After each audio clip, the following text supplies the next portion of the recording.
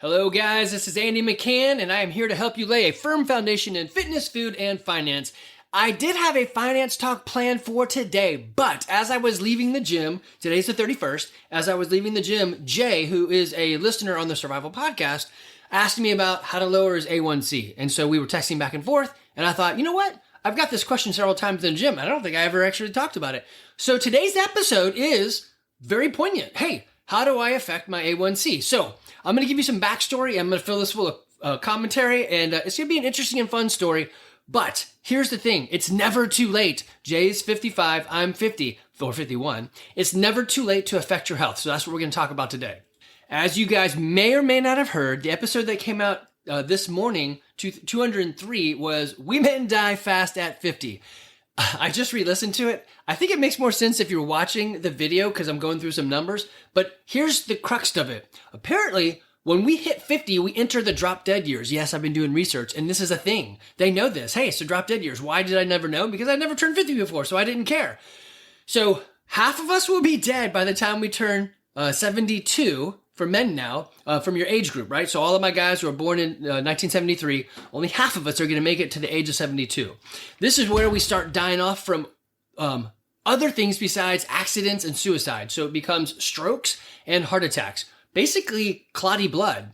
So A1C is part of this. What can I do? Man, there's a lot of things you can do. It's not hard, but you just have to do it. It's not easy. You got to actually set yourself up to do these things. So I'm going to walk you through this. All right, so basically, here's the question. He says, besides dropping weight, what are a couple things I could do to drop my A1C for a fasting blood check coming up in a couple weeks? So, of course, me being a dumbass, I was like, wait a minute, are you just trying to pass a test, or do you actually want to be healthy? And he's like, yeah, well, I mean, I obviously want to pass a test, but yes, let's be healthy as well. So, yeah, he was smart, and me, I'm just... I have always got this problem. I listen to words and I take them too literally. And that's been a troublesome point most of my life. Okay. So there are some things you can do. And we're going to hit these point by point. Actually, you know what? I'm just going to tell them to you. Then we're going to come back to them. All right. So walk after every meal. Shrink your eating window. Cut your carbs. Go carnivore. Sleep and stress. Fix those. Some other extra ones on top of that would be, it's maybe not as effective, but they're part of it. It's going to be cold exposure. Yeah, I'm not a big fan of that one. And lift heavy stuff, even if it's briefly. The last thing you could do is wear a continuous glucose monitor so you can actually figure out where your spikes are coming from. Weirdly, it's not always food. I know you're like, wait, Andy, it's the Food Fitness Finance podcast. And you're saying it's not always food and fitness? Yeah, it's not. I'm okay with that. So here's one reason you know you can trust me. I have nothing to sell you. I guess if you live here in Woodstock, Georgia, you can come to the gym. So I could sell you a membership, but I don't sell anything else. There is no pills. There's no pushing. There's no, I don't know, whatever. I literally just want you to be healthy and fit. So there's nothing you can buy from me. I don't sell any of those things, but I will give you advice. I will tell you our anecdotal stories. For example, Evan and Crohn's and then going on the lion diet. Is it for you? I don't know. But in 4 months, it pretty much healed his gut, along with working with Josh Detch's group. But that's for us, for real. Is it for you for real? I don't know, but it did work for us. That's funny. As I record this right now, Jay and I are still kicking texts back and forth. If you ever ask a question, I'm just going to say like, hey, it's Jay from Texas. There's like a billion of y'all, so it's not really ever any detailed stuff. You'll know it's you, but no one else ever knows who we're talking about. So you're pretty much held in anonymity, unless you have something that you want to peddle, and you can, I'll mention whatever you're at. But it's funny. So I'm going to pause you guys and read his response because it may be pertinent to what I'm about to talk about. Okay, that was a pretty funny reply text. So he said that his primary doctor is a pill pusher. So here's the thing that, man, is it saying the quiet part out loud? And I'm speaking out my butt. I don't really know this for real, but many smarter people have said it. It seems like to play the insurance game, the doctors have to prescribe you medicines. Weirdly, I have heard that if they can prescribe you 3 medicines, they get a bonus kicker for some, I don't know, commissions or whatever. So they have a business. That's how they get paid. I don't have insurance, so I'm a cash pay guy. So it is weird. They treat me differently and give me different advice. I literally had I tore the meniscus in my knee, and I went to the surgeon, and he said, no, we're not going to cut. And everybody else he cuts, and that's what he does. I'm curious, is it because I don't have insurance, or was it really not that bad? I don't know, but it was kind of funny. He's like, yeah, we're not going to cut you. We'll do some other stuff. Anyway, okay, here we go. I guess first of all, you have to understand what is A1C. So there's another term for it. It's HbA1c, but it's a 3-month average of the blood sugar level. So what it's doing is it's measuring a percent of sugar that is stuck in your blood or that lives with you. And I think your cells live for about 90 days before they recreate. So one way to get around this, I need to tell them that, is to give blood. Jay, if you're listening, I literally just texted you what I said right there. Anyway, so you can give blood. If you're giving blood, then your body's going to make blood, and it obviously doesn't make it with sugar in it. So your body will be forced into making new blood, and that ain't bad. Weirdly, I have heard since men don't menstruate, one thing they could do to kind of simulate some of that is to donate blood, and then your body produces new blood, which, I don't know, women live longer than men. Maybe it's because their body makes new blood. I don't know. That's outside of my purview. I guess I speak a lot in things I don't really understand. But anyway, so giving blood can be one of those. So anyway, A1C, Beechwood Avenue. So it's just a measure of your glucose in your blood. And the normal level is below 5.7, and then you are pre-diabetic when you're between 5.7 and 6.4, and then you're diabetic at 6.5. Here's the weird thing. They've now moved the numbers up. They're like, no, you're fine. And they just give you like stuff. So you're not fine. You should definitely alter these numbers. Just don't be okay with what, going along with, you're fine, whatever, it doesn't matter. Okay, so the first one, walk after every meal, especially dinner. It's gives your body the opportunity to, these aren't great words, but bear with me on this, to soak up some of that glucose. Instead of storing it, it's going to use it. So think of it like maybe it's like cleaning out your garage or doing a chore a little bit every day rather than like donating blood and swapping it out wholly. So it gives your body a chance to process some of that sugars and that stored that's stored and ready to use. So just go out and use it. So it doesn't have to be much, it doesn't have to be long, and it doesn't have to be aggressive. It's interesting though, if you listen to podcasts and YouTube and all that, many of the guys are touting this one right here. All right, so the next one, shrink your eating window. So I'm not a huge fan of this one. And again, pick the one that works for you. But the idea is if you're eating all the time, then your body's got all this extra crap floating around all the time. At least if you break the eating window down, so you create a fast time, then your body has to process the things that it has, right? So you can do an intermittent fast, or you can shrink the window down so like you're not eating for 16 hours, but you eat for 8, or you can make it smaller. So some of the guys that are doing carnivore end up doing GOMAD, or that's a gallon of milk a day, just OMAD, 1 meal a day. And I can't do that. I'm still eating something like 4,000 calories and I'm still at like 155. So at least I've stabilized. I was still dropping weight. It sucked. So it does work for dropping weight. But really when you go carnivore, what happens is first you release all the water that your carbs are storing and then you start burning fat. But anyway, so you can eat a big meal, but then eat clean as well. So this is another weird one. If you're shrinking your eating window, you can kind of afford to eat better food, like food that's really food, because you're not spending as much on food because you're not eating as much. So now you can, instead of buying a lot of crappy food, you buy a little bit of really good stuff. All right, so shrink the eating window. I would also say that if you could shrink it for the evening, that'd be better. So instead of saying, hey, I eat a whole bunch at like 10 p.m. and then go to sleep, I would say it's better for you to eat at like 6, go for a walk, and then don't eat anything else. That'd be a good end rather than like going to like 8 o'clock. So stop eating earlier. Obviously, the other one you can do is cut the carbs, especially the hidden carbs, or go carnivore or the lion diet. So we did this and it's been fantastic. My blood work has been fantastic. I was just texting Jay about this. Yes, my cholesterol is through the roof. It's like 350 or something. And my LDL is freaking high. But I ordered the advanced lipid study. And what they do there is instead of just saying your HDL is 100 and your LDL is 200, you're going to die.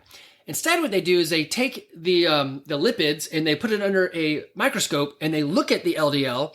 And weirdly, I don't really know what this is all about. But if it's large, fluffy, buoyant cholesterol, then you're good. If it's small, dead, and dense, then it's going to clot.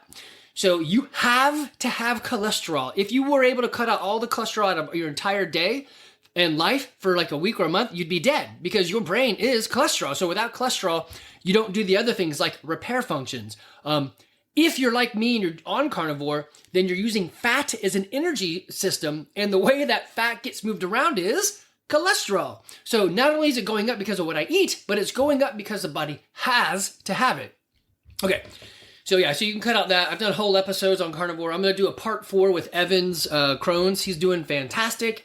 I can't wait to get him home for the summer so we can really gear up his food. It's kind of tough at college. We've got him a condo for next year so he can cook whatever he wants and not piss off his roommates. It's kind of funny. His roommates are like, "You're eating meat again?" He's like, "I legitimately can't eat anything else. I will crap it out or barf it up." But they're like, "Well, that's okay with us." And he's like, "Yeah, you guys are dicks." So yeah, weird. College kids. All right, so these two, you're going to think, well, how does that even affect it? Man, sleep and stress. Sleep is like, I don't know, it's vitamin S. It's the other one. I don't know. It's so needed. If you're not getting, it's not everybody needs 8 hours, but if you're not getting 8 hours of sleep, you're doing yourself a disservice. I get it. Some people need 6. Some people need 10. There's an amount of time of sleep that you need. I've got a podcast on the different, like how to fix your sleep, and it's got like, I don't know, like 24 different things you can do. But the biggest things are a cold, dark, noise, like a brown noisy room is the way to kind of get it done. And some people like heavy blankets. I hate heavy blankets, but my son loves it. So figure out how to fix your sleep. It's super important. Stop scrolling. Or I guess you could still scroll, but put on some, those, I think I've got a pair of them somewhere. The blue light blockers. Maybe these are these. I don't think these are them. No, they don't look like they're blocking anything. I don't know what these are. Get a blue light blocker. That'll help. So it's not the scrolling, although that might set your mind like spooling. It's the light source that's being given off from this. Yeah, Jay, I just got your reply. Giving blood. I know. Great idea, right? So ChatGPT is never going to tell you stuff like that. This is stuff you need humans for. The anecdotes are things that I've heard other people talk about, and I can bring it to you. I guess in maybe like 3 months, chat will know that stuff, but right now it doesn't.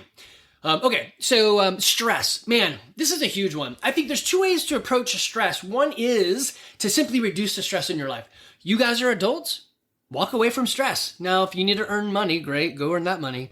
But if you've got stressful things in your life, just drop it. So I'm not saying be as like asshole as like I am, but I walk away from stress all the time. So unfortunately, I've got some people in my life that are toxic. And I have tried to deal with them. And then I finally said, yeah, I guess I'm done. So one of them is I've got multiple parents from divorces and steps and all that. So one of them is a parent out there that ended up texting something super like crazy and inappropriate. And I took the adult step where I said, well, you know what? I'm 51. I don't actually have to have this relationship. It's kind of sad, but you know, they're until they get themselves straight. It's not my responsibility to become the parent and get them straight. So I just simply blocked on the phone. And now I can't get any of those crazy texts. So it's easy. Walk away from stress. Is it right to do that? No. Jamie Thomas, if you're listening, I know I should go talk to a psychotherapist. It's not good. But as my buddy Cam Garrett pointed out, he's like, Andy, you're the type of guy who can throw down with a whole bunch of I don't give a shit. And it's true. I don't know what, like, it's like with the eating. I'm doing this carnivore with Evan. I literally think I'm just built different. And I am okay not eating bread, sugar, vegetables, fruit. It's okay with me. I know it's not healthy, the mindset, though it does help me out of a lot of weird things. So I don't know. Stress is a weird one. I would walk away from the stressors. The other way to do it, which I think is just as valid, is introducing vitamin G, that vitamin gratitude. And for example, when I'm doing chores at the gym, so we got a Coach Josiah and I were talking. He's listening to a book, The Power of Now. I love the author I've listened to. That book is in my app to listen to. And oh man, I forgot to show you guys this. Oh well, whatever. So vitamin G is a big thing. It's The Power of Now. Good book. If you guys use Audible, man, it's fantastic. If you're watching the video, I'm sorry. I've been stuck on the same slide over and over. I just haven't been changing my slides. Let me go through that real quick. So I already talked about what the A1C was, so that was part of that. We did the walk. It's kind of funny what chat or what the internet pulls up when you ask for pictures. So for walking, it was fine. It was just a bunch of pictures of people walking. And then I did one, shrink your eating window, and its pictures are of windows because it doesn't understand what I'm asking. But I was curious, what would it pull up? This one's pretty good right here. It's got a clock.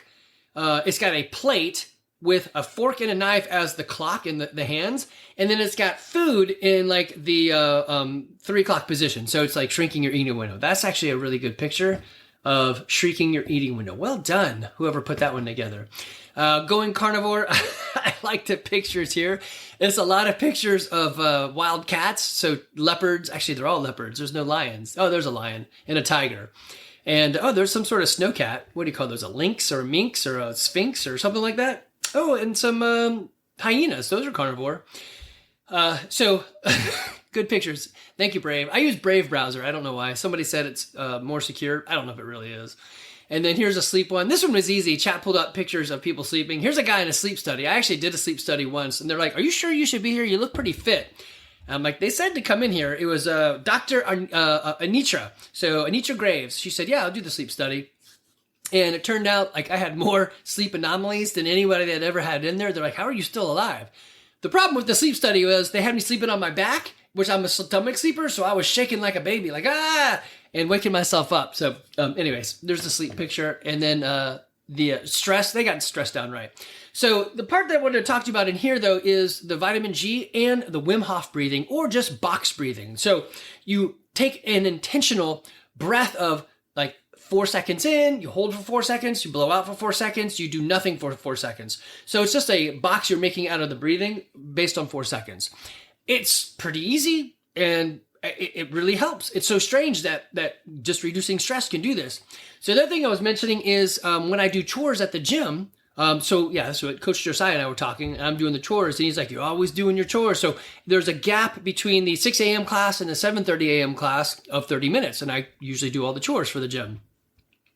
And I said, and he's like, "You're always smiling when you do it," or something like that. And I said, "Yes, because I practice gratitude. So while I'm cleaning toilets or blowing out the gym, I'm just saying thanks to the stuff in my life." Yes, I do say thank you, God. I am religious. So, we're in the South. I think if you live in the South, you're kind of pretty much religious.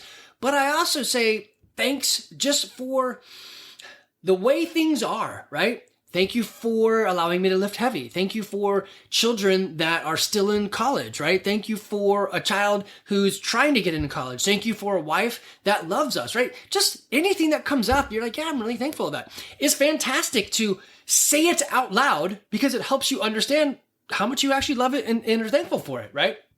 Anyway, so that's vitamin G, thankfulness, getting rid of stress. It's super helpful. Okay, so there are some other things you can do. And I am not a huge fan. I don't even have a picture for it. I should have put it in the cold plunge.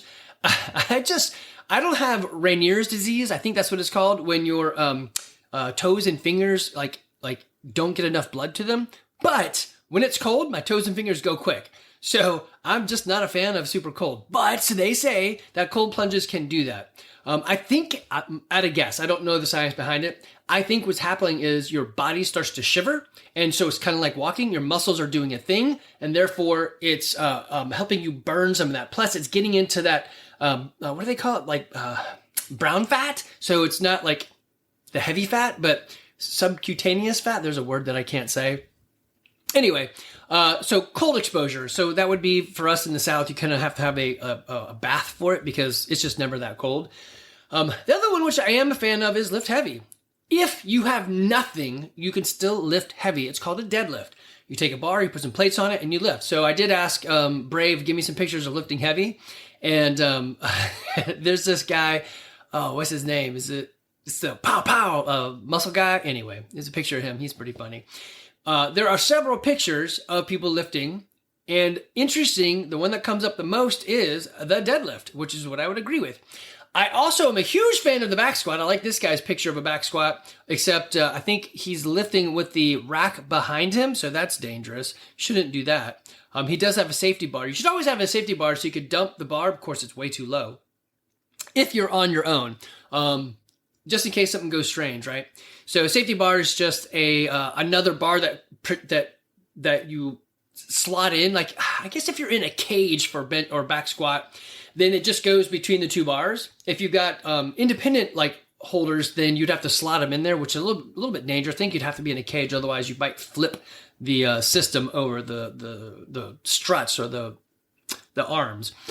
Okay, so deadlift, totally fine. Back squat, probably better, but either one of them will do. It's a great heavy lift. It's the most you'll ever lift is going to be in your deadlift. Your deadlift, I think, I don't know, it's something like, what do they say? 2 times your body weight should be your deadlift, and then 1.5 times for your back squat. Is that right? And then your body weight in a bench press. Anyway, the deadlift should be the most weight you could ever lift. And you'd be looking for something like a 5x5. And on that 5th one, you simply are like, I don't know if I can lift it, right? So the last one is a 4x or a 5x4 or a set of 4. That's what I'm trying to say. So you can follow Mark Ripeto's starting strength. That would be super awesome. Hold on. You got to pause for some coffee and some coughing. It's what we use for the kids in the summer. It's just a linear progression model, which is a fancy way to say, add more weight next time. So you would do something like, I don't know, let's go with 5 sets of 10 1 week. The next week you do 5 sets of 8.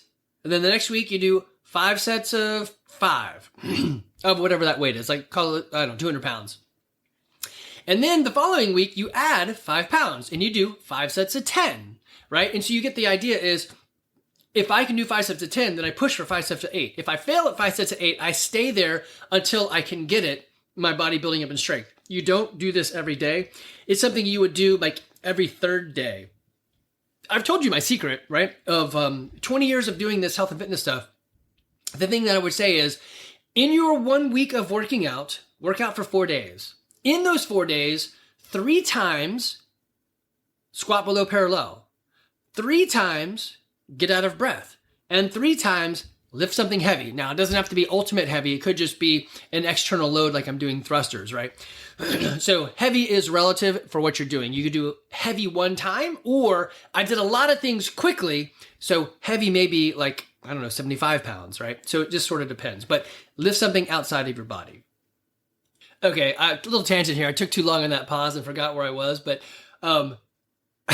so if you guys use AI, so I use a lot of ChatGPT. I pay for it. I use it a lot. And I should actually do an episode on this. I have used it in ways I just never thought it would work, and it totally did. For example, I have got a solar power system, and I had to change out my inverter to a Solarc. And anyway, in that process, it's never been exactly right. And I've been trying to fix the systems and the settings. So I was like, wait a minute.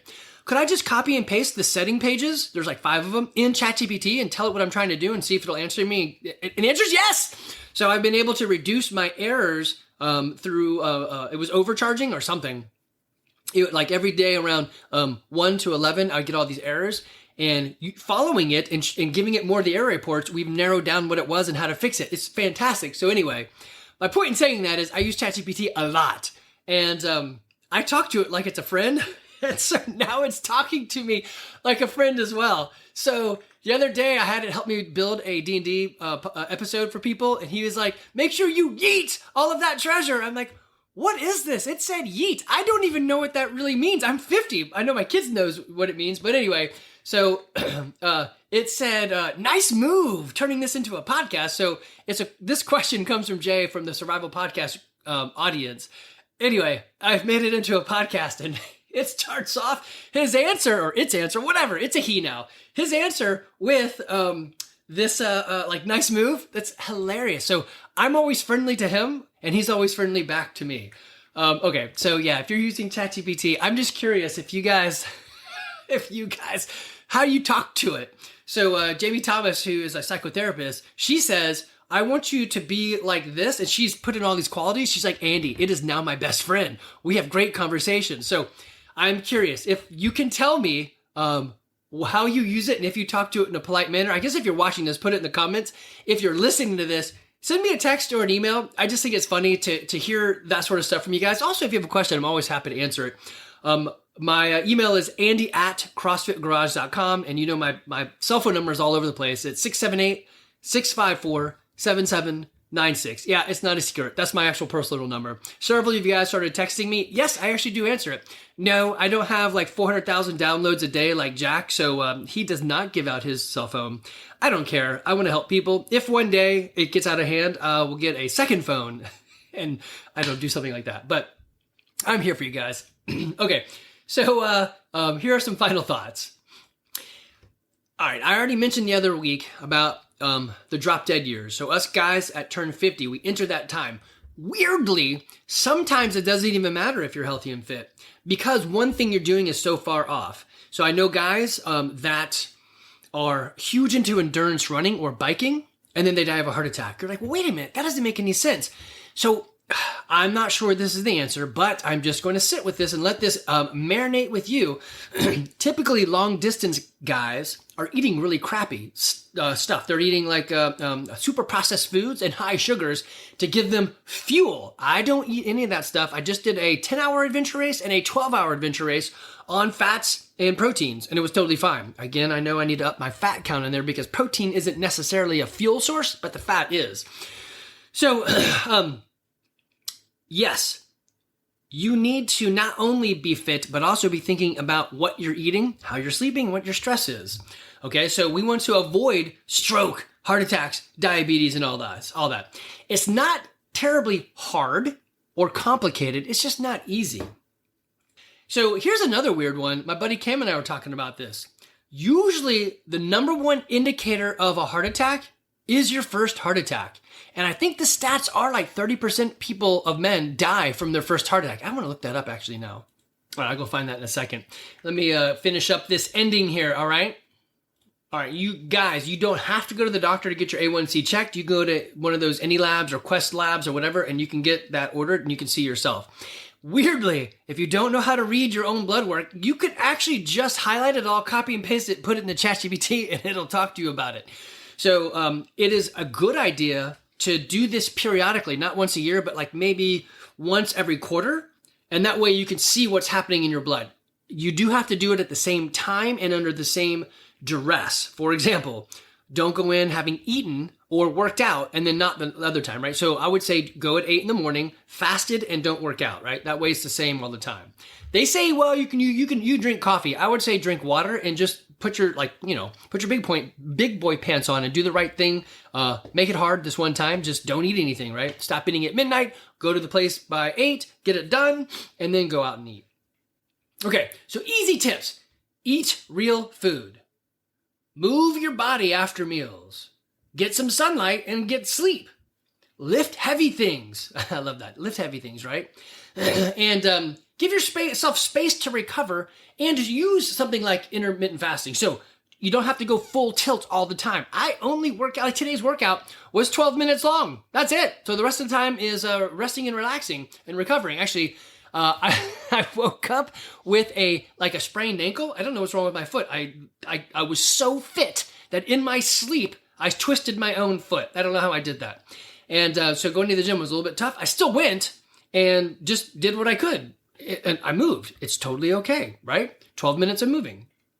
Okay, what else do I want you to know? Oh yeah, I forgot. I was going to tell you the heart attack thing. So yeah, what's the first indicator of a heart attack?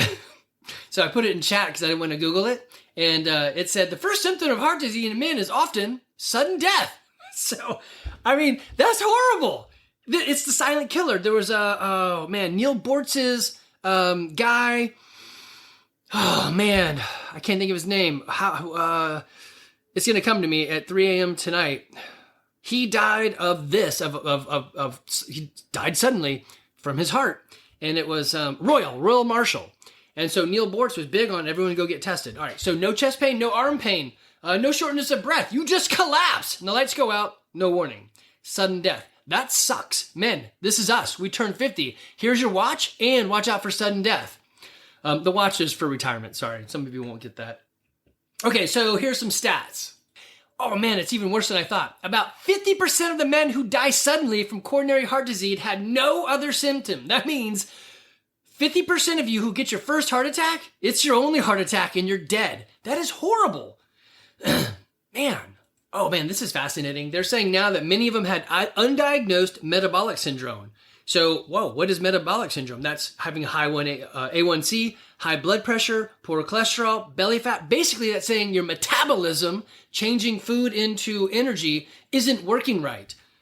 Ouch.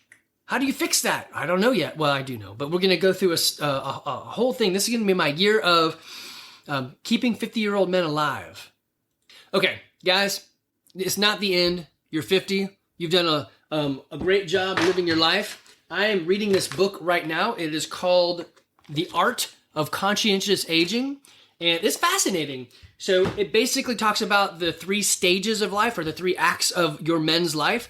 Women, you probably have the same ones too, but it's Act 1, it's the buildup. So it's basically up till like you're 22. You're kind of like setting that course. You're gathering your intel. You're creating intelligence and all that.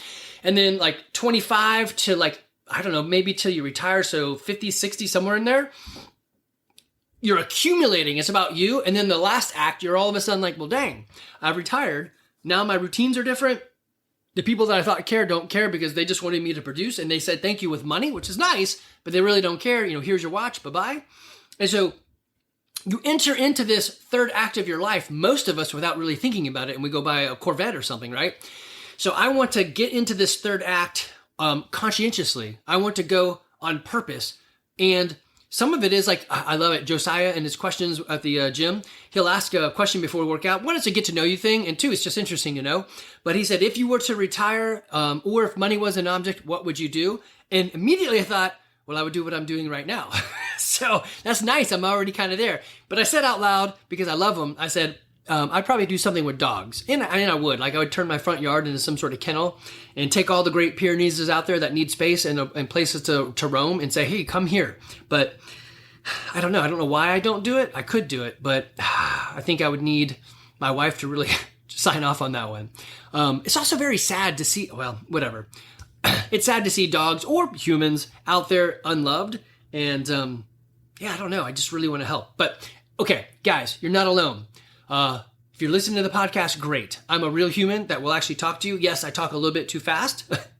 If you're watching this on video, yes, I am this guy. I am this energetic. My hair is gray. Actually, my wife's patches, these LifeWave patches, are turning my hair somewhat black. You can see there's some black in there. It's kind of weird. It does other stuff, but for me, that's fantastic. I don't have to use dye. And I tried that one time, and I actually ended up flicking dye on the walls and have like black spots everywhere. So like, whatever, I'm done with that. So then I just cut my hair and got it all out. But maybe too much information. So your A1C, it is something that you can affect. Weirdly, it seems like all the effects are the same way. Join a CrossFit gym. It's the biggest hack on getting stuff done. Just go to a CrossFit gym and listen to the coach. Go carnivore. These 2 things seem to fix so many things. Practice vitamin G. That right there, I think, does it all. All right, guys. Next week, I will probably do a one on finances. I meant to do this for 2 weeks in a row, and I just haven't done it. I also want to give you a part, I think, 4 or 5 on Evan's Crohn's journey. Everything is going great. So actually, I had somebody reach out about Crohn's, and we talked a lot about it. So I need to do another episode on that to let you know where he's at. All right, guys, you take care. Again, I am here for you should you need it. If you're local or you're just popping into Woodstock, Georgia, come to the gym. Take care.